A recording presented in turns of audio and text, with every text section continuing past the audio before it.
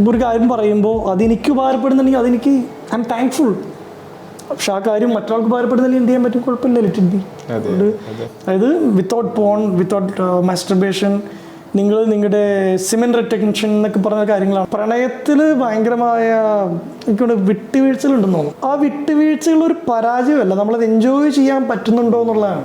ഇതുപോലെ ബ്രോയുടെ ലൈഫിൽ സ്റ്റോപ്പ് ചെയ്ത എന്തെങ്കിലും തിങ്സ് ഉണ്ടോ ഈ കഴിഞ്ഞ ഒരു 3 years 4 yearsലായിട്ട്?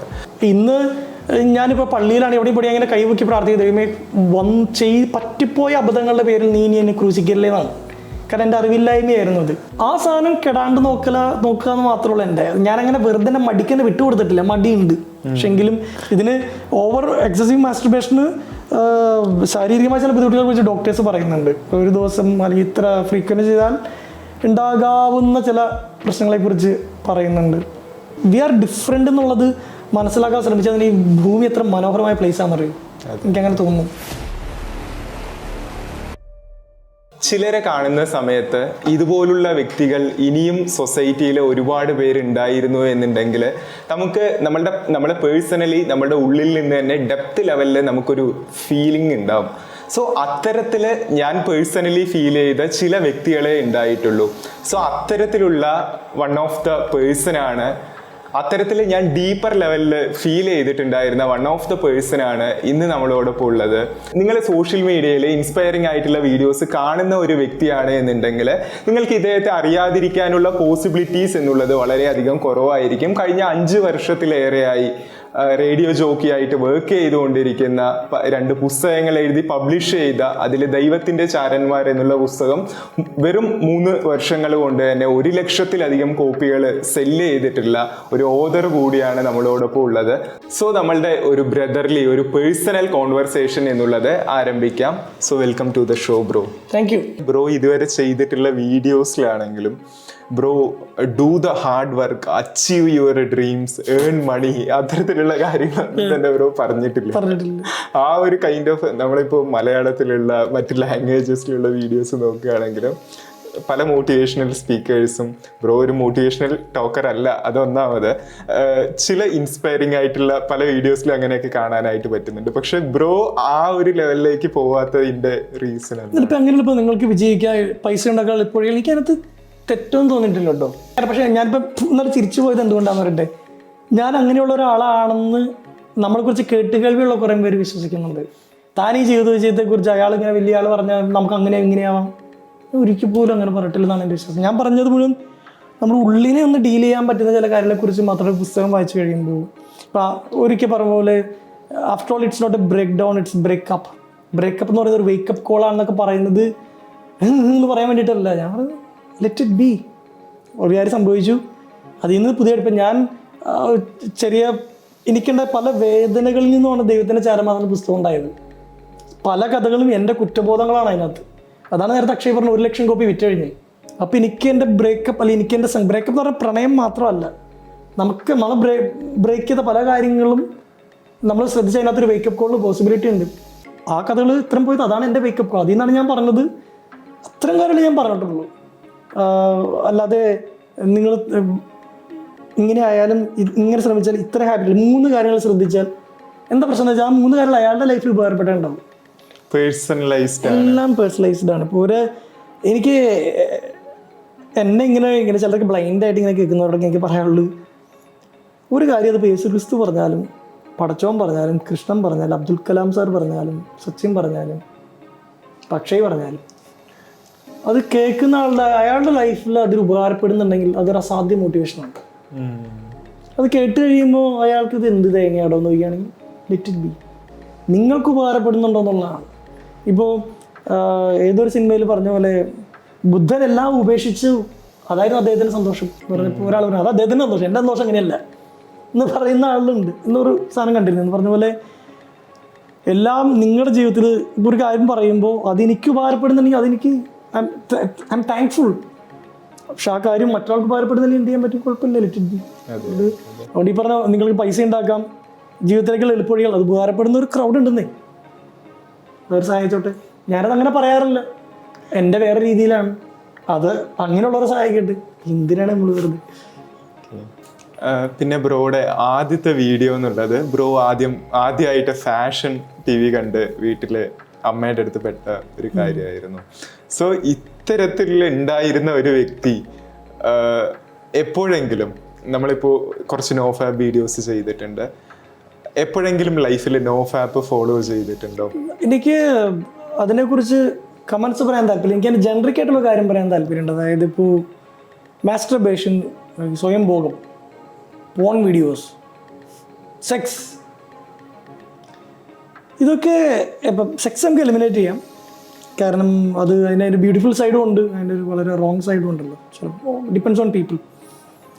ഇപ്പോൾ ഈ മാസ്റ്റർബേഷൻ തെറ്റാണ്, സ്വയം തെറ്റാണെന്ന് കുറേ റിലീജിയൻസ് പഠിപ്പിക്കുന്നുണ്ട്.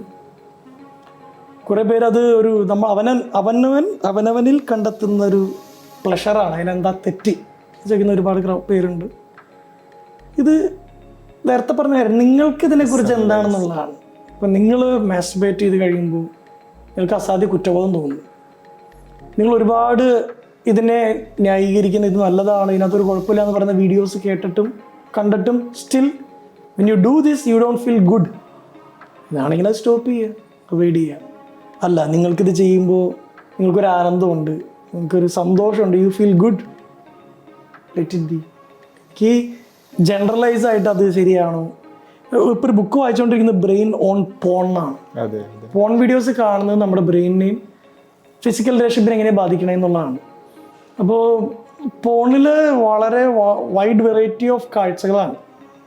നമ്മളത് കണ്ട് നമ്മുടെ പാർട്ട്ണറിൽ എസ്റ്റാബ്ലിഷ് ചെയ്യാൻ ശ്രമിക്കുമ്പോൾ അതുപോലുള്ള ആളായിരിക്കില്ല ചിലപ്പോൾ നമ്മൾ കൂടെ, നമ്മളും അവരും. അത് വർക്കൗട്ട് ആവാണ്ടാവുമ്പോൾ ഉണ്ടാകുന്ന ഗിൽറ്റ്. ആ ബുക്കിൽ പറയുന്നത് പോണിൽ അഡിക്റ്റ് ആയിട്ടുള്ളവരുടെ ഫാമിലി ലൈഫിൽ ഒരുപാട് പ്രശ്നങ്ങളുണ്ട്. നിങ്ങൾക്ക് ഇത് എൻ്റെ അല്ലാത്ത പുസ്തകം നിങ്ങൾക്ക് വായിക്കാം. അത് റിസർച്ച് നടത്തി സ്റ്റാറ്റിസ്റ്റിക്കൽ അനാലിസിസ് നടത്തി പറഞ്ഞിട്ടുള്ളതാണ്. ഇതിൻ്റെ ഏറ്റവും വലിയ ഐറണി എന്ന് പറയുന്നത്, ഇപ്പോൾ ഒരു ഫിസിക്കൽ റിലേഷൻഷിപ്പ് വളരെ റോങ് ആയിട്ട് പോകുന്ന ഒരാൾ ഇത് പുറത്ത് പറയില്ലല്ലോ. ഇപ്പോൾ ഞാനീ പോണൊക്കെ കണ്ടിട്ട്, ഞാൻ വൈഫായിട്ട് റിലേഷൻ, എനിക്ക് ഒരു തരത്തിൽ ഞങ്ങൾക്ക് രണ്ടുപേർക്ക് സന്തോഷമില്ല, അവൾക്ക് സന്തോഷമില്ല, എനിക്ക് സന്തോഷമില്ല എന്ന് ഒരാളും പറയില്ല. അതുകൊണ്ട് തന്നെ ഇതിൻ്റെ ബുദ്ധിമുട്ട് അധികം പുറത്തേക്ക് വരുന്നില്ല. അതിനകത്ത് കൃത്യമായ ആളുകളുടെ ഫീഡ്ബാക്ക് ഇതിങ്ങനെ നമ്മുടെ ബ്രെയിനിനെ ബാധിക്കുന്നതിനെക്കുറിച്ച് കൃത്യമായിട്ട് എഴുതിയിട്ടുണ്ട്. ഒരാൾ സയൻസ് പഠിച്ച് പറയുന്നു, അതിനെക്കുറിച്ച് സയൻറ്റിഫിക്കലി പഠിച്ച് വെസ്റ്റേൺ കൺട്രിയിൽ ഒരാൾ പറയുന്നു ഇതെല്ലാം ഏറ്റവും നല്ലതാണെന്ന് പറഞ്ഞു തുടങ്ങിയ വെസ്റ്റേൺ കൾച്ചറിൽ പെടുന്ന ഒരു കമ്മ്യൂണിറ്റിയാണ് നോഫാപ്പ് ആരംഭിച്ചത്. അതായത് വിത്തൗട്ട് പോൺ, വിത്തൗട്ട് മാസ്റ്റർബേഷൻ, നിങ്ങളുടെ സിമൻ റിറ്റൻഷൻ എന്നൊക്കെ പറഞ്ഞ കാര്യങ്ങളാണ്. അതിന് എക്സ്റ്റേണലി നിങ്ങൾക്ക് സൗന്ദര്യം കൂടുന്നു പറയുന്നവരുണ്ട്. അല്ലെങ്കിൽ എനിക്ക് അതിനെക്കുറിച്ച് ഒന്നും പറയാനില്ല. ഇല്ല, ഇത് at the end of the day are you happy? നിങ്ങൾ ചെയ്യാണ്ടിരിക്കുന്നത് you feel good, let it be. അത് നിങ്ങൾക്ക് ചെയ്യുമ്പോൾ ഭയങ്കര സന്തോഷം, പ്ലീസ്. ഇതിന് ഓവർ എക്സസീവ് മാസ്റ്റർബേഷന് ശാരീരികമായ ചില ബുദ്ധിമുട്ടുകളെ കുറിച്ച് ഡോക്ടേഴ്സ് പറയുന്നുണ്ട്. ഒരു ദിവസം അല്ലെങ്കിൽ ഇത്ര ഫ്രീക്വൻറ്റ് ചെയ്താൽ ഉണ്ടാകാവുന്ന ചില പ്രശ്നങ്ങളെക്കുറിച്ച് പറയുന്നുണ്ട്.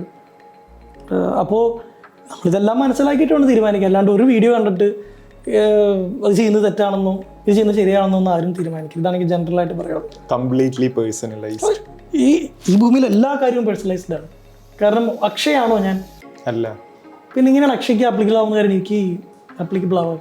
ഇത്ര ഡിഫറെൻറ്റ്. അപ്പോൾ നമ്മൾ ഷൂട്ട് ചെയ്യുന്ന ക്യാമറയുടെ പുറകിലുള്ള 3 സുഹൃത്തുക്കൾ, ഇവരൊക്കെ ഡിഫറെൻ്റാണ്. ഞാൻ പറയുന്ന കാര്യം ഇവരെങ്ങനെയാണ് കൺസീവ് ചെയ്യണമെന്ന് എനിക്കറിയില്ല. നിങ്ങൾ പറഞ്ഞു കഴിഞ്ഞാൽ വി ആർ ഡിഫറെൻ്റ് എന്നുള്ളത് മനസ്സിലാക്കാൻ ശ്രമിച്ചാൽ ഈ ഭൂമി എത്ര മനോഹരമായ പ്ലേസ് ആണെന്നറിയും. എനിക്കങ്ങനെ തോന്നുന്നു. ഇതുപോലെ ബ്രോയുടെ ലൈഫിൽ സ്റ്റോപ്പ് ചെയ്ത എന്തെങ്കിലും തിങ്സ് ഉണ്ടോ ഈ കഴിഞ്ഞ ഒരു 3 years 4 yearsലായിട്ട്? ഇപ്പോൾ ചെറിയ കാര്യങ്ങളാണ്. ഇപ്പോൾ എന്നെ സംബന്ധിച്ചിടത്തോളം ഞാൻ മൈദ ഈറ്റ് ചെയ്യുന്നത് സ്റ്റോപ്പ് ചെയ്തു. രാവിലെ എഴുന്നേറ്റത് മൊബൈൽ ചെക്ക് ചെയ്യുന്ന ഒരു ശീലം ഉണ്ടായിരുന്നു, അത് സ്റ്റോപ്പ് ചെയ്തു. പിന്നെ ജങ്ക് ഫുഡ്സ് നല്ല രീതിയിൽ കഴിക്കുകയായിരുന്നു, അത് സ്റ്റോപ്പ് ചെയ്തു. പിന്നെ ഇങ്ങനെ ഓയിലി ആയിട്ടുള്ള ഫുഡ്സ്, അങ്ങനെയുള്ള കുറേ കാര്യങ്ങൾ. ഇത് ഫുഡിൻ്റെ കാര്യത്തിൽ മാത്രമല്ല, പിന്നെ റണ്ണിങ് ബിഹൈൻഡ് ഗേൾസ്, അങ്ങനെയുള്ള ഒരു ഹാബിറ്റ്. സോ അതൊക്കെ സ്റ്റോപ്പ് ചെയ്തു. സോ ഇത്തരത്തിൽ ബ്രോ പേഴ്സണലി ഈ കഴിഞ്ഞ ഒരു 3 വർഷത്തിൽ സ്റ്റോപ്പ് ചെയ്ത ബെസ്റ്റ് ആയിട്ടുള്ള എന്തെങ്കിലും തിങ്സോ, അങ്ങനെ മൈന്യൂട്ട് ആയിട്ടുള്ള എന്തെങ്കിലും കാര്യങ്ങൾ ബ്രോയ്ക്ക്? സ്റ്റോപ്പ് ചെയ്തതിനേക്കാൾ കൂടുതൽ പുതിയതായിട്ട് തുടങ്ങിയത് ഞാൻ പറഞ്ഞല്ലോ. ഇപ്പോൾ കഴിഞ്ഞൊരു 3 വർഷത്തിൽ പ്രൈവറ്റ് മീറ്റിങ്ങുകളില്ല. എന്ന് വെച്ചാൽ ഒരു സ്ഥലത്ത് പോയി പലപ്പോഴും ഞാൻ ചിലർ പറയും ദിവസം നമുക്ക് ഒരു കോഫി കുടിച്ചുകൊണ്ട് പുറത്തിരുന്ന് കാണാം, ഇന്നൊരു ഹോട്ടലിൽ കാണാം. ഞാൻ അതെല്ലാം നിർത്തി, എല്ലാം റേഡിയോ പിടിച്ച് സ്റ്റുഡിയോ ഒഫീഷ്യൽ എൻവയോൺമെന്റിൽ മാത്രമേ ഡിസ്കഷൻസ് ഉണ്ടാവുള്ളൂ. ഒരാളോട് സംസാരിച്ചാൽ അതിൻ്റെ ഒരു കണ്ടിന്യൂറ്റി ഉണ്ടാവില്ല. നമുക്കൊരാൾ നിരന്തരം സഹായിച്ചുകൊണ്ടിരിക്കാൻ പറ്റില്ല. അതൊന്ന്. വായന കൂടി, വായന വളരെയധികമായിട്ട് കൂടിയിട്ടുണ്ട്. പിന്നെ നിർത്തിയതെന്ന് പറഞ്ഞാൽ ഇപ്പോൾ അങ്ങനെ ഒരു സാധനം കട്ട് ആൻഡ് റൈറ്റ് ആയിട്ടൊന്നും എൻ്റെ നിന്ന് ഞാൻ ഇല്ലാതാക്കിയിട്ടില്ല. കൃത്യമായ ഇടവേളകൾ നിർത്താൻ പറ്റുന്നുണ്ട്. ഇപ്പോൾ ഡയറ്റൊക്കെ നോക്കുന്ന സമയത്ത്, ഇതിനു മുമ്പ് ജിമ്മിൽ പോയിരുന്ന സമയത്ത് നോൺ വെജൊക്കെ വളരെ കുറച്ചിരുന്നു, അല്ലെങ്കിൽ അനാവശ്യമായ ഭക്ഷണം കഴിക്കലൊക്കെ കുറച്ചിരുന്നു. പിന്നെ ഞാൻ ഇപ്പോൾ അയാളുടെ അടുത്ത് എൻ്റെ ഒരു പ്രശ്നം പറയുമ്പോൾ ഞാൻ കൂടുതൽ കേൾക്കുകയാണ്. ഇപ്പോൾ ഉപദേശം അല്ലെങ്കിൽ നമ്മുടെ സജഷൻ, അഡ്വൈസ് ലെവലുള്ള സാധനങ്ങളൊക്കെ വളരെ കുറച്ചു. അങ്ങനെ അല്ലാതെ എക്സ്റ്റേണലി ഒന്നും അങ്ങനെ എന്തെങ്കിലും പ്രത്യേകിച്ച് കഴിഞ്ഞ 4 വർഷത്തിൽ എനിക്ക് 4-5 വർഷമായിട്ട് അമ്മയായിട്ടുള്ള തല്ലൊന്നുമില്ല. ഇപ്പോൾ ഒരു തർക്കം പോലും ഇല്ല. പാരൻസായിട്ട് ഏറ്റവും ബ്യൂട്ടിഫുൾ റിലേഷൻഷിപ്പാണ്. അത് പണ്ടും നല്ല റിലേഷൻഷിപ്പാണ്. അതിനേക്കാളും ഏറ്റവും എത്ര ഭംഗിയായിട്ടൊരു മകന് അപ്പനമ്മേനെ സ്നേഹിക്കാവോ അങ്ങനെയാണ് ഞാനിപ്പോൾ പോയിക്കൊണ്ടിരിക്കുന്നത്. ഇപ്പോൾ അവർ ഡൽഹിയിൽ ടൂർ പോയിട്ടാണ്. ഞാനപ്പോൾ അവർക്ക് ഒരു സെറ്റ് ചെയ്തില്ല. അവരിങ്ങനെ പോകേണ്ടത്. അപ്പം നമ്മൾ നിർബന്ധിക്കണം, അപ്പം നിങ്ങൾ പോകണം, 2 ആളും പോകണം. മറ്റേ മൊബൈൽ ഇതെല്ലാം റീചാർജ് ചെയ്ത് എല്ലാം പഠിപ്പിക്കുന്നത് എങ്ങനെയാണ് മെസ്സേജ് അയക്കേണ്ടത്, അവിടെ ഭയങ്കര വൈഫൈ കണക്ട് ചെയ്യാം, എപ്പോഴും ഒരുമിച്ചായിരിക്കണം, അപ്പം അമ്മേനെ ടച്ച് ഒറ്റയടിക്ക് അങ്ങോട്ട് പോകരുത്, നിങ്ങൾ ഒരുമിച്ച് നടക്കണം, പണ്ടത്തെ കാലമല്ല ഇനി നിങ്ങൾ അങ്ങനെയൊക്കെ. എന്നിട്ട് അവരെന്നെ വിളിക്കുന്നു, എന്തായി ഞങ്ങളിതേ നല്ല ഹോട്ടൽ, നല്ല ഭക്ഷണം എന്നൊക്കെ പറഞ്ഞ് അവരത് ആസ്വദിക്കണം. ഞാൻ കാണാണ്. ഇനി ഞങ്ങൾ ഫ്ലൈറ്റിൽ കയറാൻ പോവാണ്, ഈ ഉച്ചയ്ക്ക് ബിരിയാണിയാണ്, ഞങ്ങളുടെ ഇന്ത്യ ഗേറ്റിനൊക്കെ അവരാ ആസ്വദിക്കും. ഞാനിങ്ങനെ അത് ഭയങ്കര സന്തോഷമാണ്. ഇപ്പം ഇത്തരം ചില പുതിയ കാര്യങ്ങൾ, വീട്ടുകാരോടൊക്കെ ഉള്ള തർക്കങ്ങളൊക്കെ ഗണ്യമായ രീതിയിൽ കുറച്ചു. പിന്നെ പണ്ട് പറഞ്ഞാൽ ഞാൻ അവരുടെ കൂടെ ആയതുകൊണ്ട് വീട്ടിൽ നമ്മൾ ഒരുമിച്ചായിരിക്കുമ്പോൾ തർക്കങ്ങൾ ഉണ്ടാവുമല്ലോ. കഴിഞ്ഞ കുറച്ച് കാലത്ത് എനിക്ക് കൃത്യമായിട്ട് അവരറിയാം. സെപ്പറേറ്റഡ് ആണോ? ഞാൻ അവരൊപ്പം തന്നെ. അതെ, ഞാനിപ്പോൾ അപ്പനോട് നമ്മളൊരു കാര്യം ചെയ്യരുത്, ഈ എൻ്റെ ഫോട്ടോ കൊണ്ട് ഗ്രൂപ്പിൽ കൊണ്ട് ഇടരുതെന്ന് പറഞ്ഞാലും പുള്ളി ഇടും. പിന്നെ ഫാമിലിയിൽ 3-4 ഭയങ്കര. പിന്നെ എനിക്ക് മനസ്സിത് എന്തോ വേറെന്തോ പ്രായത്തിൻ്റെ ആയിരിക്കാം, പുള്ളി അത് ചെയ്തിരിക്കും. നമ്മളിങ്ങനെ താങ്ക് യു ഫാദർ എന്ന് പറയാനിപ്പോൾ മൈസൺ വിത്ത് മഞ്ജുവാരൻ, മൈസൺ വിത്ത് മോഹൻലാൽ. ഇപ്പം കഴിഞ്ഞ പറഞ്ഞ പുതിയ കിട്ടിയാണ് മോഹൻലാലേട്ടനെ കണ്ടായിരുന്നു എനിക്ക് വഴിക്ക് വെച്ചിട്ട് ഫ്ലൈറ്റിൽ വെച്ച്. അപ്പോൾ അതിൻ്റെ കമൻറ്റ്, ഞാൻ ആ ഫോട്ടോ പോസ്റ്റ് ചെയ്യുമ്പോൾ താഴത്ത് മുഴുവൻ ആളുകളുടെ കമൻറ്റ് ഇതായിരുന്നു, മൈസൺ വിത്ത് മോഹൻലാൽ എന്ന് പപ്പം പറയും. അപ്പം ഞാൻ അവരെ ഇതൊക്കെയാണ് ഒന്നും അങ്ങനെ അവസാനിപ്പിച്ച്. ഓക്കെ, ഒരു കാര്യം വേണമെങ്കിൽ പറയുകയാണെങ്കിൽ പണ്ടൊക്കെ എന്ന് പറയാൻ സൗഹൃദങ്ങളെ കുറിച്ച് ഇങ്ങനെ ഭയങ്കരമായിട്ട് സംസാരിക്കുകയായിരുന്നു. വളരെ കുറച്ച് സംസാരിച്ച് നിർത്തും. അധികമായിട്ടുള്ള കാര്യം ഒരാളെ കണ്ട് ഒരാൾ എനിക്ക് കാര്യം ചെയ്തെന്നോ, വാവ് എത്ര നല്ല മനുഷ്യനെ ചിന്തിച്ചിരുന്ന ഒരു കാലഘട്ടം ഉണ്ടായിരുന്നു. അപ്പൊ I'm giving myself some time. അതൊരു മാറ്റം, അത് ഒരു മെച്യൂരിറ്റി ആയിരിക്കാം, പ്രായമാവുന്നതിന്റെ ഒക്കെ ആയിരിക്കും. ഇപ്പൊ എത്തി നിൽക്കുന്ന ഒരു സ്റ്റേറ്റ് ഉണ്ട് ബ്രോ. ഈ ഒരു സ്റ്റേറ്റിലേക്ക് എത്തുമെന്ന് ഇതിന്റെ മുൻപത്തെ ഒരു 5 വർഷം മുൻപ് ഉണ്ടായിരുന്ന ജോസഫ് അന്നംകുട്ടി ജോസ് വിചാരിച്ചിരുന്നോ? അല്ല വല്ല വിഷൻ കണ്ടിട്ട് ഇവിടെ എത്തിച്ചേർന്നതാണോ? ഒരു ആക്സിഡന്റലാണെല്ലാം. എനിക്ക് കൃത്യമായ ലൈഫിനെ കുറിച്ചൊരു വിഷൻ ഒന്നും ഉണ്ടായിരുന്നില്ല. ഇനി അങ്ങോട്ടുണ്ടോ? ഇനി അങ്ങോട്ടൊരു വിഷൻ അടുത്ത 5 വർഷം കഴിയുന്ന സമയത്ത് ഇല്ല. ഞാനങ്ങനെ നമ്പേഴ്സ് കാൽക്കുലേറ്റഡ് ആയിട്ട് ജീവിക്കുന്ന ഒരാളല്ല. എന്നാലും ഓക്കെ, പറയുകയാണെങ്കിൽ ഒരു സിനിമയ്ക്ക് സ്ക്രിപ്റ്റ് എഴുതണമെന്നുണ്ട്, ഒരു വളരെ ഫണ്ണി ആയിട്ടുള്ള പുസ്തകം എഴുതണമെന്നുണ്ട്. അതായത് നമ്മൾ ഈ സ്റ്റാൻഡപ്പ് കോമഡി എന്നൊക്കെ പറയില്ലേ, എന്ന് പറയുന്ന പോലെ ഒരാൾ ഇൻ ആൻഡ് ഔട്ട് ചിരിപ്പിക്കാൻ സാധ്യതയുള്ള കഥകളുടെ ഒരു പുസ്തകം എഴുതണമെന്നുള്ള എൻ്റെ വലിയൊരു ഡ്രീം. അത് ഇൻസ്പിറേഷനും പ്ലസ് ഹ്യൂമർ ഓറിയൻറ്റഡ് ആയിട്ടുള്ളൊരു പുസ്തകം എഴുതണമെന്നുണ്ട്. അല്ലാതെ അങ്ങനെ ഭയങ്കരമായൊരു വിഷനൊന്നും എനിക്കില്ല, ഇവിടെ നിന്ന് ഇങ്ങോട്ടേക്ക് എന്നുള്ള പ്ലാനൊന്നുമില്ല.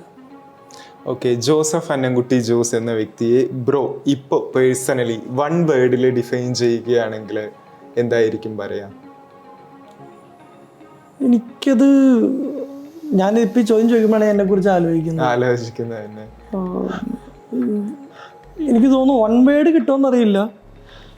someone trying really really hard to develop a gentle heart. അതാണെന്ന് തോന്നുന്നു.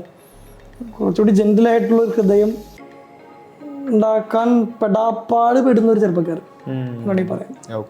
അതിനർത്ഥം ഞാനിപ്പോൾ ജെന്റിൽ എവിടെയൊക്കെ കിടക്കാണ്, കുറെ കൂടി ജെന്റിലാവണം.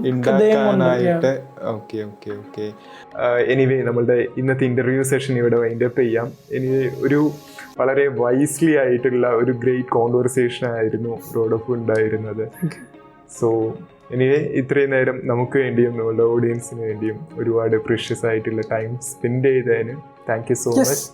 ആൻഡ് ബ്രോയുടെ പുതിയതായിട്ട് ലോഞ്ച് ആവാനായിട്ട് പോകുന്ന പുസ്തകത്തെ പറ്റി 2 വാക്ക്?